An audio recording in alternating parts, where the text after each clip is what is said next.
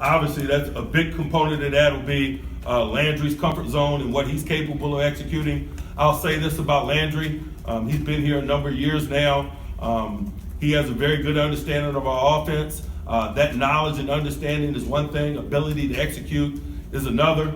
We're going to give him all the reps this week and let him go through the preparation process. And, you know, it's less about what he knows and more about what he's capable of executing at a high level. And, you know, his opinion will be a component of that. He's a good communicator. It's part of the functions of being a backup quarterback, the talking of schematics and the seeing of what's on the field and the communicating and such. He's grown in a lot of ways in that area in the last several years, and hopefully that's an asset to him as we prepare and ultimately play this week. But getting back to these guys, and I'll start with their offense. Obviously, Tom Brady is showing no ill effects of the time away. His accuracy is exceptional. His field vision is exceptional. I think one of the things that he's really doing well and often gets overlooked is his ability to extend plays.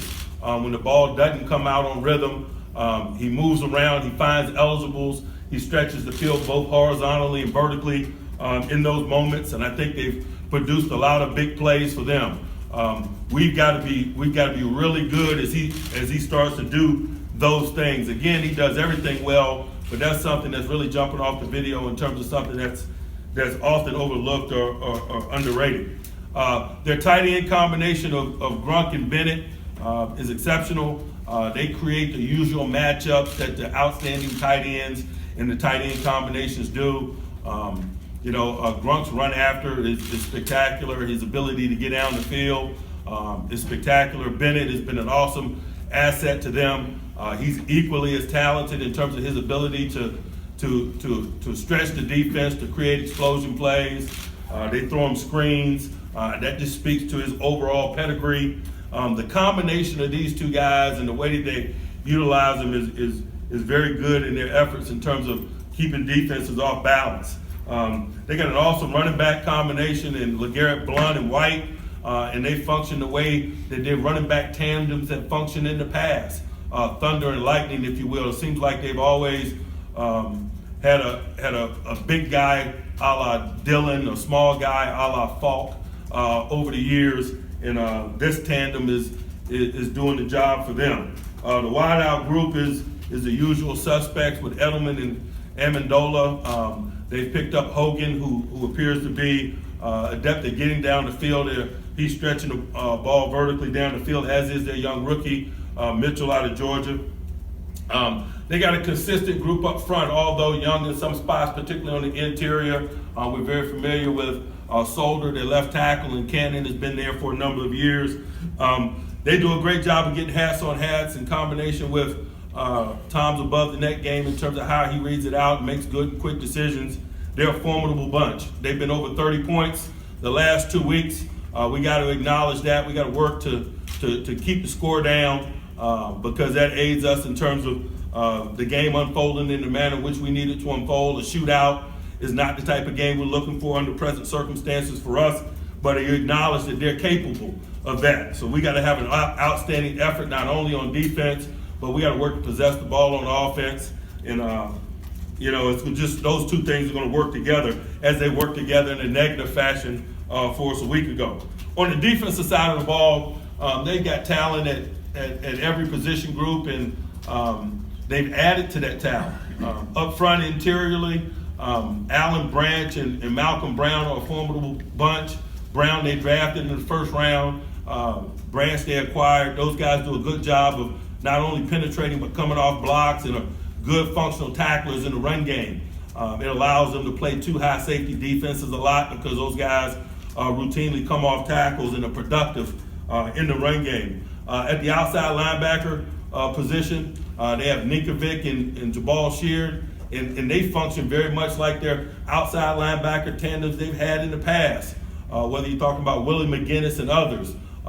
They're hybrids, if you will. They're long guys. They're heavy-handed. They're capable of playing bigger than their measurables. It allows them to float in and out of 4-3 structures or 3-4 structures, and really, provides an awesome challenge from a preparation standpoint. At the second level, the off-the-ball linebacker depth standpoint, Jamie Collins is a Pro Bowl caliber player and has been playing that way this year. He's got 2 big interceptions, 1 pick 6 already thus far. Hightower was big for him last week, and he's been around for a number of years.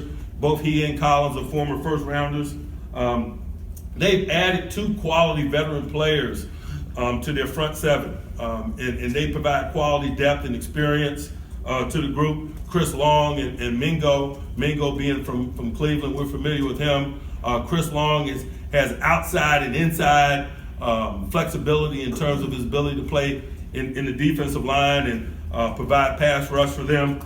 In the secondary, again, oftentimes I can relate current players to guys of the past. In the past, it's gone from guys like Ty Law to Darrell Revis and now Malcolm Butler. He appears to be that matchup shutdown corner, if you will. His coverage is good and consistent and tight. He's good at the ball, whether it's downfield or in the short passing game. He challenges just about all throws. He matched Antonio largely a year ago. I guess we can anticipate that occurring some also this year. But Logan Ryan, his partner, is also a quality guy, a longer guy. Usually takes the longer matchups in terms of the stature guys. He matched up with A.J. Green some last week. And at the safety spot, they got a formidable tandem in Chung and McCourty. Chung is often down in coverage on tight ends and so forth. Both good open grass tacklers, both good at run support. They play collectively well together. They key. Again, much like I said before, I mentioned the offense. They got talent. They got continuity, and they're well coached. They're a disciplined bunch. And that high level execution usually increases as the game wears on. So, man, we got a full 60 minutes of work ahead of us this Sunday afternoon at Heinz Field. We're excited about it, but we're not going to put the cart before the horse. We got a lot of decisions to make relative to our plan and the division of labor given the circumstances.